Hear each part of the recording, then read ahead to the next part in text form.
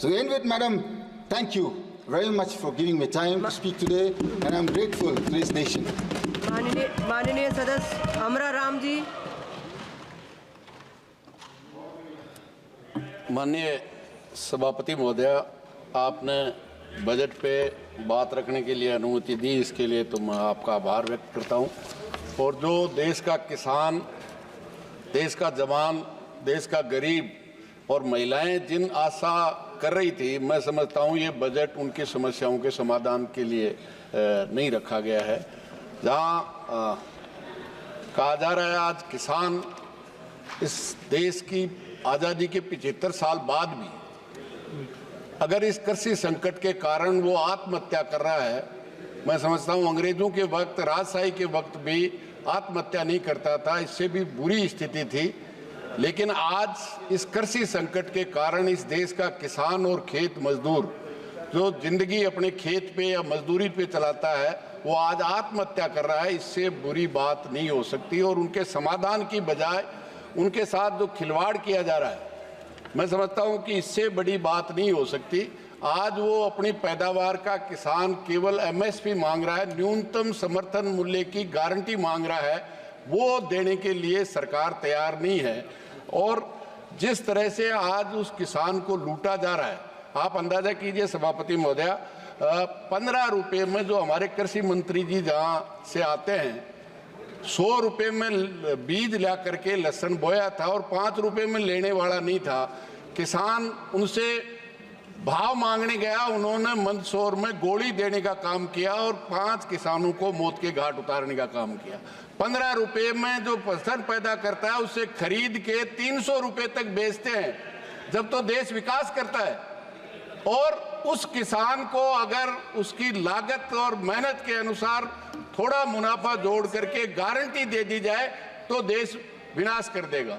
मेरे यहाँ सीकर से मैं आता हूँ, वहाँ प्याज पैदा होता है, जब किसान पैदा करके लाता है 5 रुपए में कोई लेने वाला नहीं होता, और जब वही प्याज बड़ी बड़ी कंपनियों के गोदाम में चला जाता है तो वही प्याज 65 और 70 रुपए बिकता है। आम आदमी 65 और 70 रुपए में खरीद के खाता है। जब देश विकास करता है उसको भाव नहीं मिलेगा, उसको सस्ता नहीं मिलेगा। आज हालत ये है, खेती के अलावा किसान अपना दूध पैदा करके इस देश को मक्खन खिलाता है, दूध पिलाता है। उस दूध की हालत ये है आज, इस देश के किसान का दूध और कंपनी का पानी बराबर बिकता है और हम कहते हैं कि ये देश के साथ न्याय है। मैं समझता हूँ इससे बड़ी अन्याय नहीं हो सकती।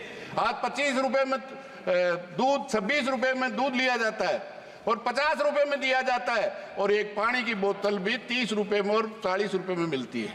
मतलब अमीर का पानी और किसान का दूध अगर एक भाव बिकता है और सरकार में बैठे हुए लोग कहते हैं उस किसान के साथ हम न्याय कर रहे हैं, तो मैं समझता हूँ ये इससे बड़ी अन्याय नहीं हो सकती। ये सरकार बढ़ते ही भूमि अधिग्रहण अध्यादेश लेके आई, इस देश का किसान लड़ा, अध्यादेश पास नहीं कर पाए, फिर काले कानून लेके आए। 1 साल से ज्यादा समय तक इस देश का पूरा किसान लड़ता रहा, आखिर में कानून वापस लेने पड़े। लेकिन 9 अगस्त 2021 को ये लिख के दिया था इस देश की सरकार ने कि उनको हम एमएसपी देंगे। जितने झूठे मुकदमे सरकार ने मान लिया कि किसान की ये आंदोलन सच था। जिस दिन नामों से इस तरफ बैठे हुए लोगों ने, इनके नेताओं ने किसानों के किन किन ये आतंकवादी हैं, ये माओवादी हैं, लेकिन आखिर कानून वापस लेने पड़े और ये लिख के दिया। आप कहें तो सभापति महोदय मैं टेबल कर सकता हूं, वो झूठे मुकदमे वापस लेंगे। जो 700 से ज्यादा किसान शहीद हुए हैं उनको पैकेज देंगे। आज तक एक को भी पैकेज नहीं दिया। केंद्र सरकार, दिल्ली की पुलिस ने जो झूठे मुकदमे दर्ज किए थे, एक मुकदमा आज तक वापस नहीं लिया। आज ये हालत निश्चित रूप से कि उस किसान को देने के लिए नहीं है, तो कम से कम उसके साथ ये विश्वासघात तो नहीं करे। जहां एमएसपी की बात करते हैं, मैं समझता हूं राजस्थान सबसे ज्यादा बाजरा पैदा करता है। अभी 2500 रुपए पर क्विंटल के हिसाब से एमएसपी थी, अभी सरकार ने 150 रुपए बढ़ा करके 2650 रुपए किया है। सरकार जब उत्तर दे, हमारी वित्त मंत्री तो बता दे, इस 10 साल में राजस्थान के किसान का 1 कुंटल भी बाजरा नहीं खरीदा, जितना किसान सम्मान निधि के नाम से पूरे देश को देते हैं।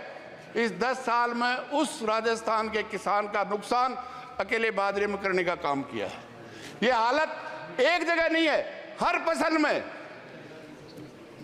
जहां तक सरकार कहती है हम दलहन और तिलहन में आत्मनिर्भर करेंगे, मैं समझता हूं आज देश की सरकार 75 साल के बाद में भी देश के आम आदमी के लिए दलहन और तिलहन की फसल पैदा नहीं होती।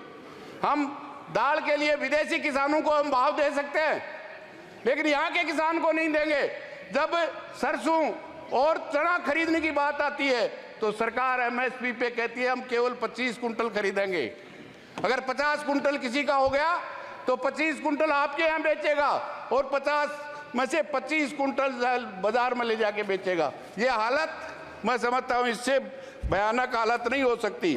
जहाँ बजट में किसान की बात कर रहे हैं, सभापति महोदय, मैं कहना चाहूँगा जो उस किसान के फर्टिलाइजर पे 24,894 करोड़ का बजट घटाने का काम किया है। जो 400 में डीएपी मिलती थी आज वो 1400 में मिलती है। जो 50 किलो की मिलती थी आज वो 45 किलो की मिलती है। लागत 50 रुपए में डीजल मिलता था, वो आज 95 रुपए में मिलता है। खाद हो, बीज हो, डीजल हो, सब कंपनियां माला माल है और काम लेने वाला निश्चित रूप से बेहाल है। जहां मनरेगा में जितना 86,000 करोड़ रुपया अलॉट किया गया है, इस बजट में 41,000 करोड़ रुपया इस 4 महीने में खर्च हो गया है। आज ही मंत्री जी उत्तर दे रहे थे कि हम 100 दिन का काम देने की गारंटी है।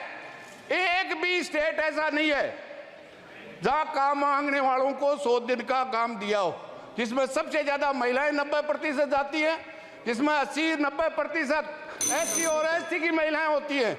लेकिन उनको इस देश की संसद के बनाए हुए कानून की 100 दिन की गारंटी, साल में काम देने की गारंटी है, उनको काम नहीं दिया जाता।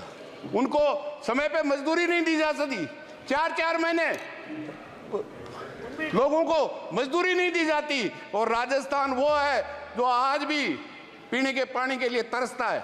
लेकिन ERCP जो राजस्थान के 13 जिलों में पीने के पानी के लिए और सिंचाई के लिए योजना थी, वहां की सरकार भी कहती है ये केंद्रीय परियोजना हो गई।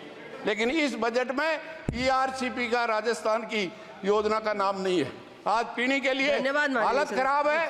अध्यक्ष महोदय, जो युवाओं को 1 मिनट में कंप्लीट करिए। हाँ, यस अध्यक्ष महोदय, सभापति महोदय, युवाओं के जो शेखावाटी और सीकर से मैं आता हूँ, जहाँ सबसे ज्यादा सैनिक भर्ती होते हैं। जब भी युद्ध हुआ है सबसे ज्यादा शहादत शेखावाटी देती है। लेकिन अग्निवीर बना करके जिस तरह से उस जवानों का और देश की सुरक्षा के साथ जो खिलवाड़ किया गया है, अब सरकार कह रही है कि उन अग्निवीरों को 4 साल में वापस आने के बाद हम सरकार में, पुलिस में, जेल में दे देंगे। ये मेरा तो आपके माध्यम से एक ही निवेदन है कि ये बजट केवल इस बात के लिए है, सरकार बचाओ, उद्योगपतियों को बढ़ाओ और रोजगार खत्म करो। केवल ये अपनी सरकार को बचाने के लिए है। आपने समय दिया, इसके लिए बहुत बहुत धन्यवाद।